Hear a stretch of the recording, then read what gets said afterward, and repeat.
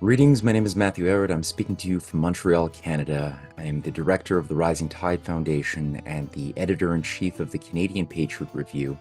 I'm honored to join this prestigious group in honoring those who sacrificed their health, their lives, and in some cases much more, for the sake of our freedoms and this potential for a world of peace, liberated from colonialism, fascism, and empire in the 1940s, specifically with the opening of a second front at the Battle of Normandy, D-Day, as we call it, on June 6, 1944.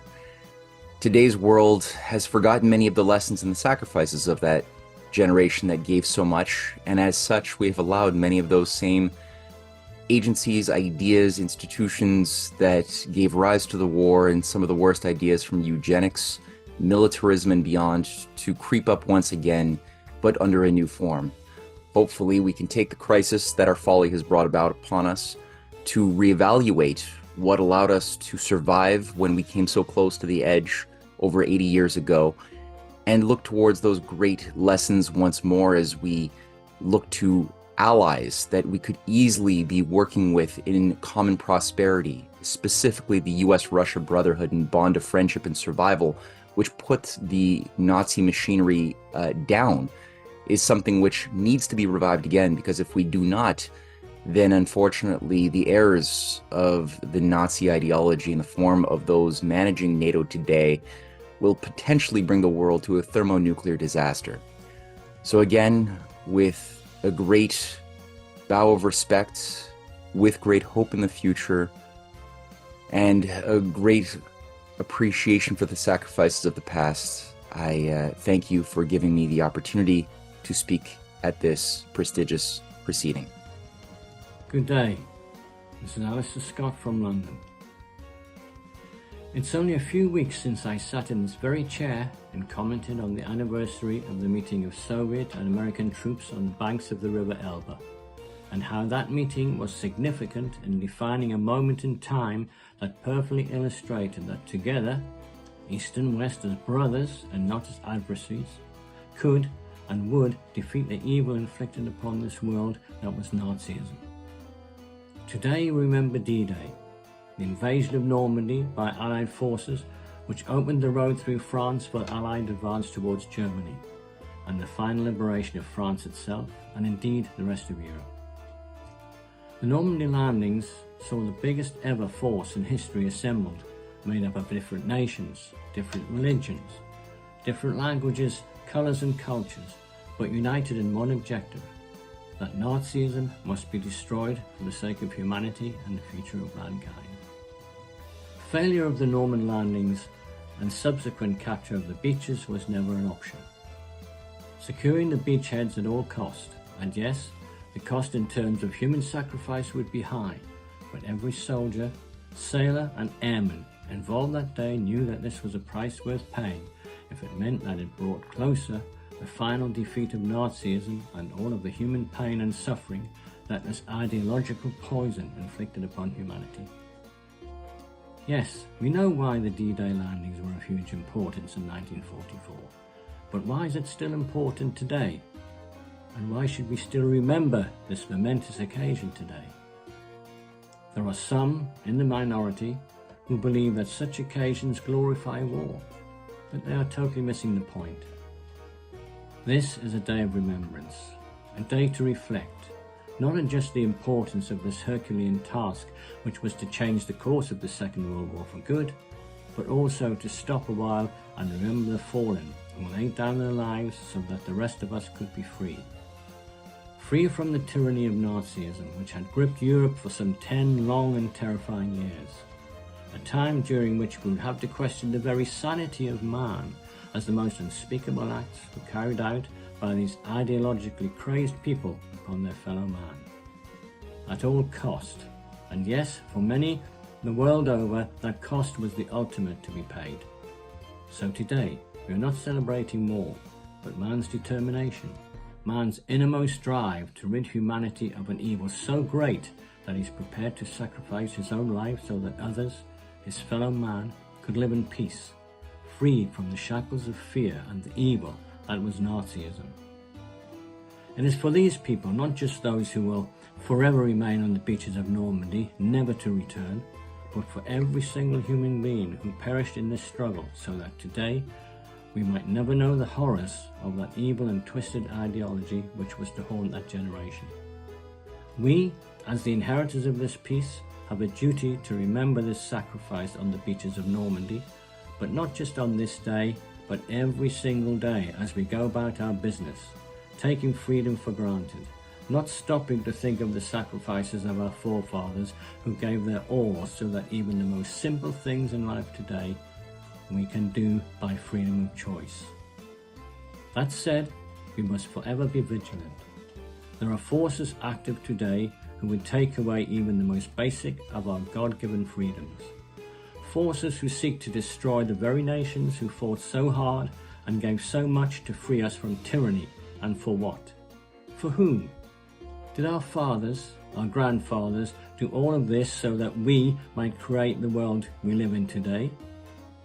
Why do we describe this situation as such a horror? Why do we desecrate their memory? Why do we hold such poignant days of remembrance like today, when all we have done is to create a world ravaged by death and destruction, war-torn, starving and motivated by greed and avarice? Country against country once again, religion against religion, colour against colour. When I remember the heroic events of June 1944 on the beaches of Normandy, these are the things which cross my mind. Not only have we betrayed the memory of every single one of those fallen heroes by creating this world of division, a world dominated by one nation's hegemony, we still solemnly stand in ceremony on days like this. Token gestures, paying lip service, laying plastic wreaths. If we really cared about the sacrifices of June 1944 and the loss of every single life throughout that struggle against the poison that was Nazism, then we would not be living in the sort of world we live in today. Let us be under no illusion. Today, on this day, we remember the fallen. Nazism is still very much alive. We need look only as far as Ukraine, as the symbols of Nazism appear on the battlefield and throughout the country. Once again, Russia is at the forefront of the battle to eliminate this poison. And to our eternal shame, the Allies who once fought side by side with their Russian brothers as they fought their way to Berlin are now actively supporting this regime. Let us be in no doubt whatsoever about this. Let every Allied government member who supports this Nazi regime hang their heads in shame. Do not dare to desecrate the memory of the fallen with your crocodile tears, for it's you, yes you, whom today are supporting resurgence of Nazism on the very continent which suffered under its tyranny not so many years ago. So think on. Let today's remembrance of D-Day 1944 really mean something. Let us all, once again, be united as we were on that day in June and fight, yes, fight once again, together so that we may free this world from the tyranny of Nazism and ensure once and for all that it's never a threat ever again. Thank you.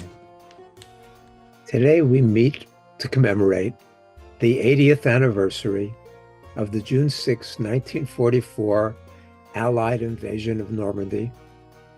More than 156,000 Allied troops took part. They came not only from the US and Britain, but also from Australia, Belgium, Canada, Czechoslovakia, Greece, Luxembourg, New Zealand, Norway, and Poland.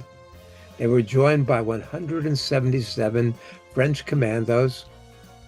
Some 4,400 people lost their lives in that invasion.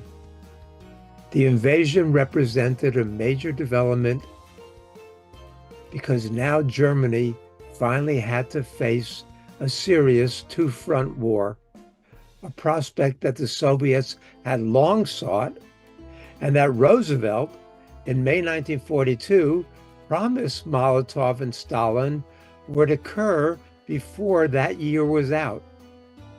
The much-delayed invasion is the focus of numerous US and British movies that rightly celebrate the heroic contributions of Allied forces in helping defeat the Nazis.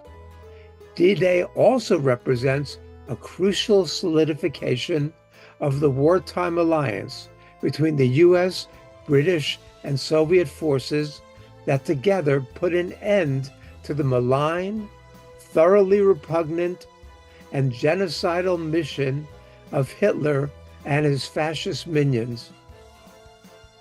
But the significance of D-Day and his contribution to ending the Second World War has been greatly exaggerated and obscures the real story of the war, the Soviet people's extraordinary achievement in defeating the hated Nazis largely on their own, with some significant material support by the US and other allies. Few remember that throughout most of the war, from June 1941 until D-Day in 1944, the Soviets confronted more than 200 German divisions, while the US and the British confronted 10 between them. It was the Soviets who had already turned the tide of war at Moscow, Stalingrad, Kursk, and Leningrad, and done so at enormous costs in lives and resources. As the New York Times principal book reviewer, Orville Prescott, had already written on the first anniversary of the German invasion, quote, "The vast armaments, the fighting skill, and magnificent courage of the Red Army may prove to have been the decisive factor in the salvation of the human race from Nazi slavery. Our debt of gratitude to the millions of Russian soldiers who have fought and died in this war, and who will continue to do so, is beyond estimation or expression," unquote.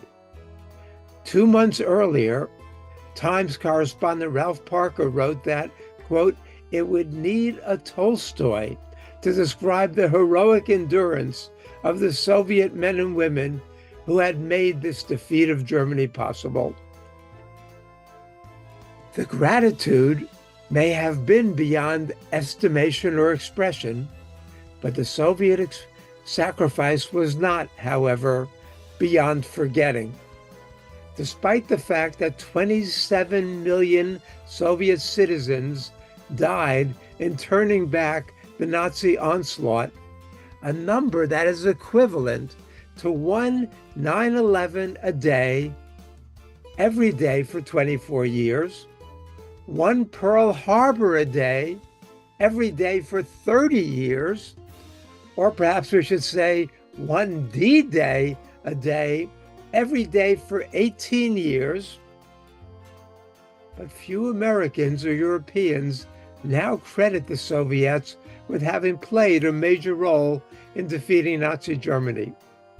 Winston Churchill, who rarely had anything positive to say about the Soviets, credited the Red Army with tearing the guts out of the German war machine.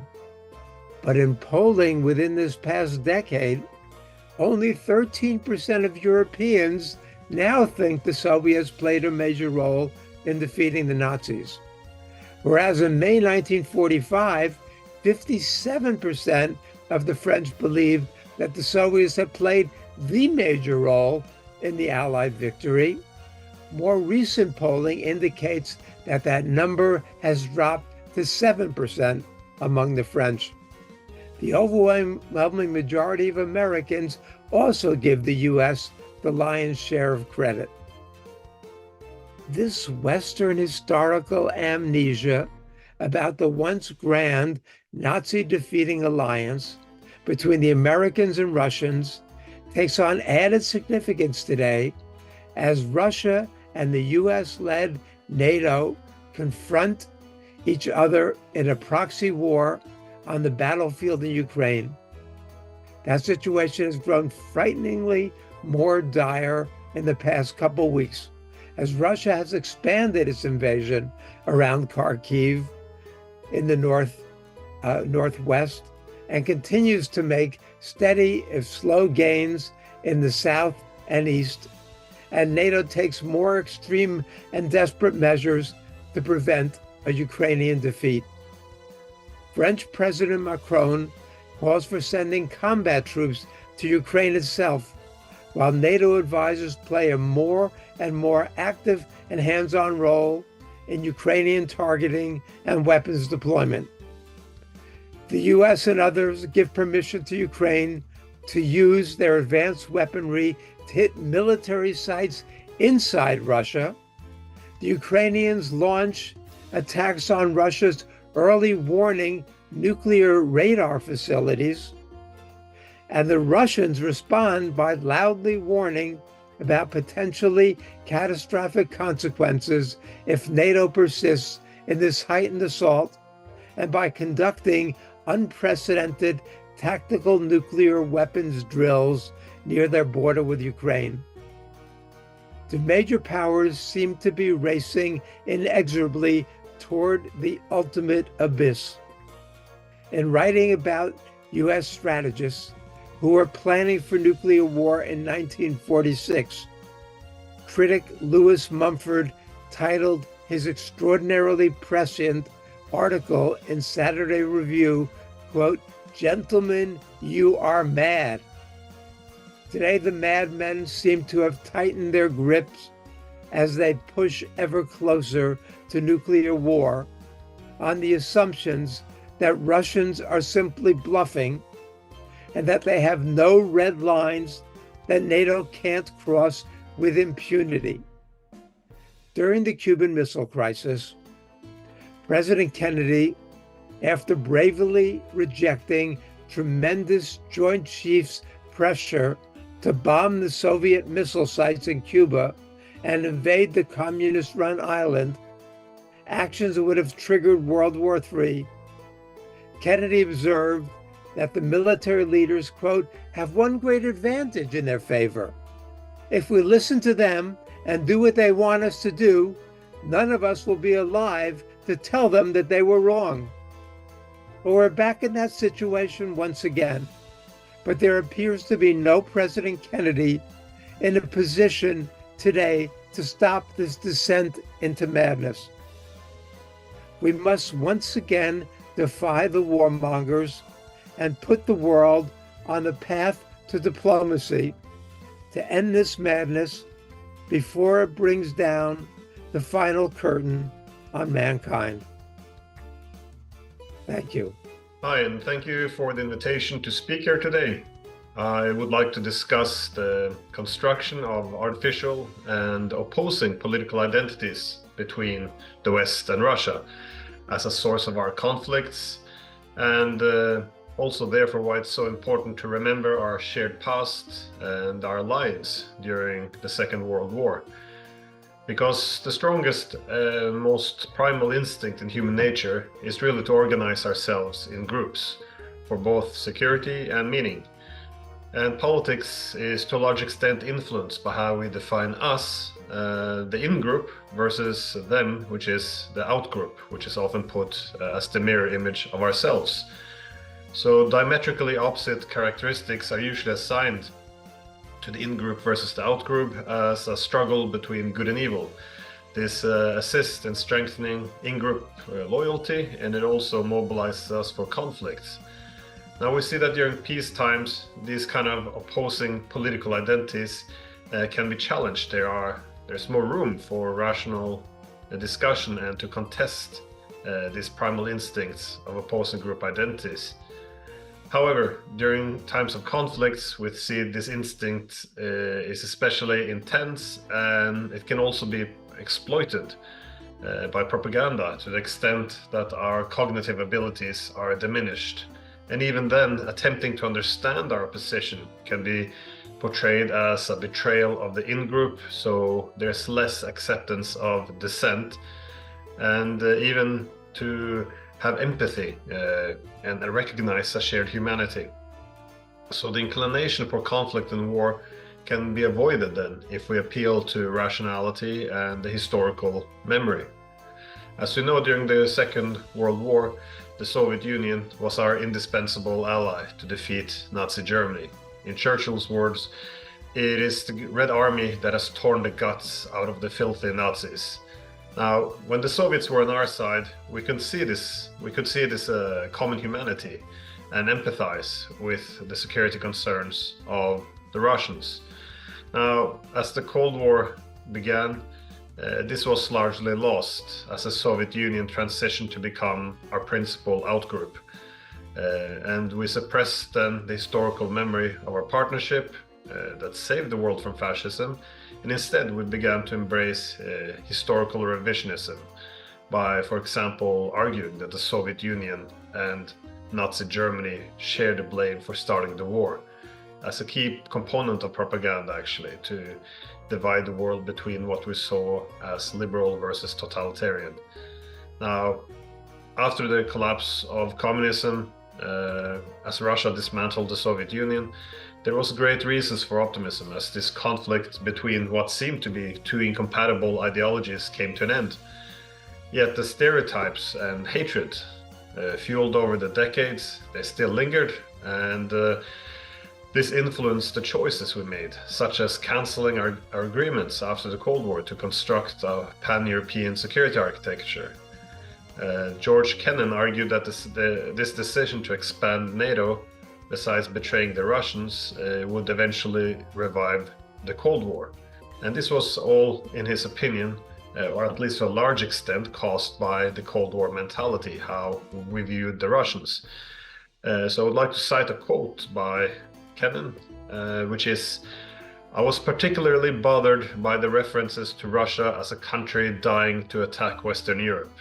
Don't people understand our differences in the Cold War were with the Soviet communist regime, and now we're turning our backs on the very people who mounted the greatest bloodless revolution in history to remove that Soviet regime."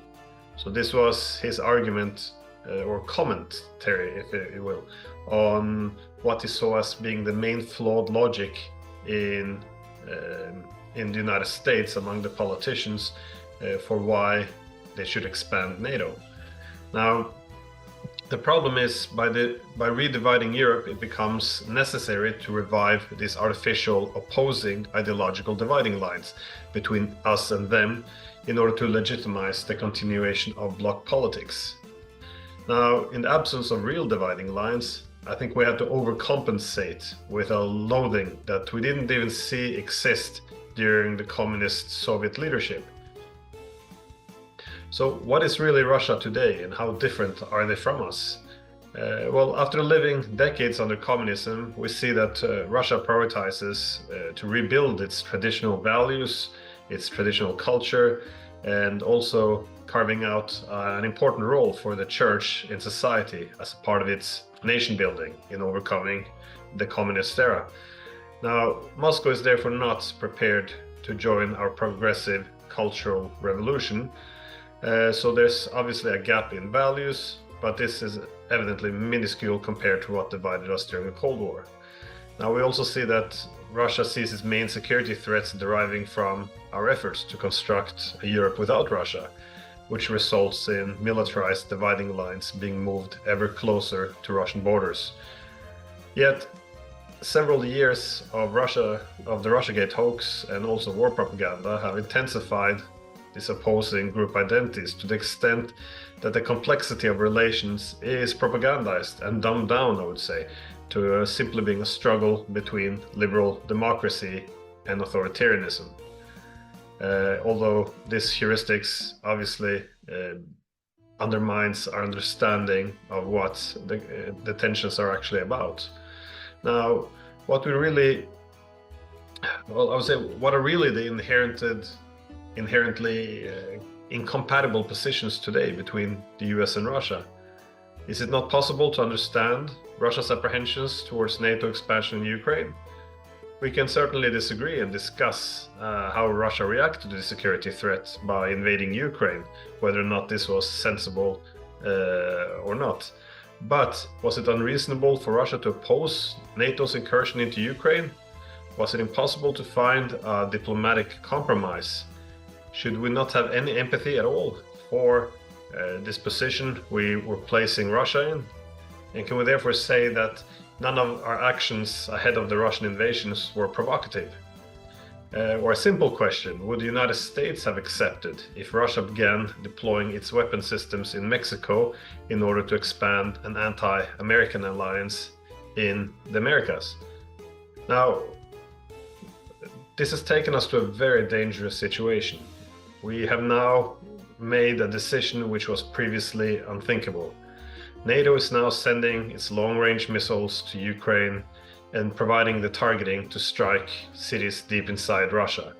Now, this is the world's largest nuclear power, so we can ask, how would the United States react if Russia assisted even Iraq during the occupation to bomb American cities with Russian missiles under the guise of self-defense? A lot of the arguments and slogans we're making these days simply do not really make much sense. And I think a key reason is this conviction of our virtue and the evil character of Russia, which has taken us to this brink of nuclear war. Now, if we end this empty sloganeering of a struggle between good and evil, what really prevents us from creating a common peace with Russia? So I'm therefore very supportive of this effort to start to remember some of the common past we have and the common struggles. And in my opinion, there's much more that unites us than divides. Thank you. Hello, ladies and gentlemen. My name is Michael Maloof. I'm a former senior security policy analyst in the Office of the Secretary of Defense. On this occasion of 6 June 1944, in commemorating that time, it was important for the Allies to come together from both the West and the East to vanquish a common enemy at that time. The spirit in which we all worked together, in which we cooperated not only through Lend-Lease, which was very important for Russia, but also in garnering our forces together was extremely important. The contribution that Russia made in the Great Patriotic War was immeasurable.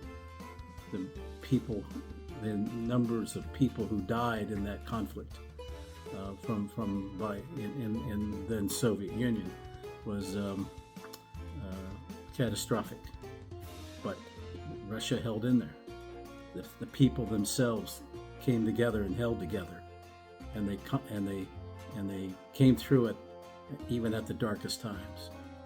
We are entering into another period in which times are beginning to become increasingly challenging, both for East and West. And I think the problem has been that we've been looking at the world too much, particularly from the West, and especially the United States, mostly through the prism of ideology. I think we need to look at the world today through the prism of reality. And that means that given the destructive forces that each superpower holds, it's all the more reason why East and West need to come together, work together, cooperate in a myriad of areas, and not be jockeying around for hegemony and what have you. I don't see that with Russia, but I certainly see it with the United States, unfortunately, and that needs to stop. And there are some of us here in the United States that feel the need to foster greater cooperation with Russia and to work in these areas of mutual interest and to help safeguard and bring on a renewed spirit of international cooperation and insurance of safeguards against any accidental destruction and war. War should be considered to be obsolete, and we need to, in the spirit of D-Day, we need to bring those forces together again and begin to try and work with one another. I know on my part, I think it's most important. I see it. I've lived through 2 wars. I was certainly born during World War II, and I saw the impact that it had on my family. We were an ocean away then. Today, mutual destruction is within minutes, and this is something we've got to avoid at all costs. And I'm hoping that peoples both in Russia and the United States can come together and work this out once and for all, and realize that it's more important to be friends, to share common interests, cultural exchanges, and mutual understanding. Because I know from my visits to Russia in the past, its culture is steeped in history, and I've seen the Russian people. They are very prideful, and I think that there's so much that each side can contribute to the other, and I know we certainly in the United States have a lot to learn. And I recall, it goes back that our histories between the United States and Russia go way back, as far back as the time of Catherine the Great, when she refused to honor the blockade, the English economic blockade of then the colonies, and then during our Civil War. Actually, Russia has done a lot to foster the creation of the United States. And unfortunately, most Americans don't realize that today because they don't study history.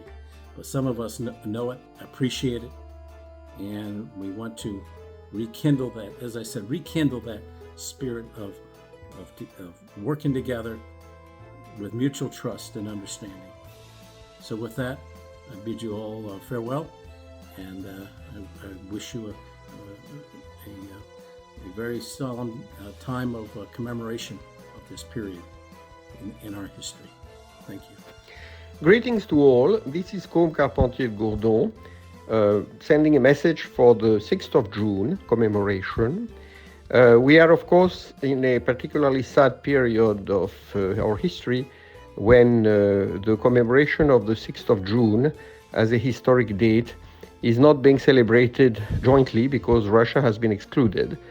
And this, of course, reminds me as a Frenchman of General de Gaulle's refusal to commemorate that day because he said it was actually a symbol of Anglo-Saxon conquest of France. And he said he had been ignored and essentially humiliated by Winston Churchill, who had made decisions without asking for his agreement. And to him, the 6th of June was the beginning of the American conquest of France and the attempt of the Anglo-Saxons to impose their government, the Amgot, on French soil. So this, of course, gives us a reason for reflection, because it is true that without the joint victory achieved primarily due to the efforts of Russia, there might have been a complete takeover of power by the Anglo-Saxon countries over the continent. And it was perhaps because of the balance of power that was created by Russia's victory in the East and Russia's complete domination of Germany and of Eastern Europe that France was able to keep its independence. So this is something we should remember when we celebrate or commemorate this day.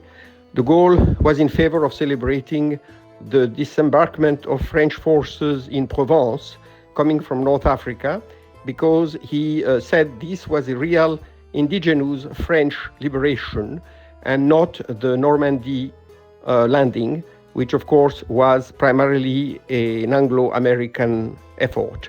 So this is my thought on this day, and I wish all the best in spite of the very adverse circumstances that have led to this celebration being essentially now without much meaning.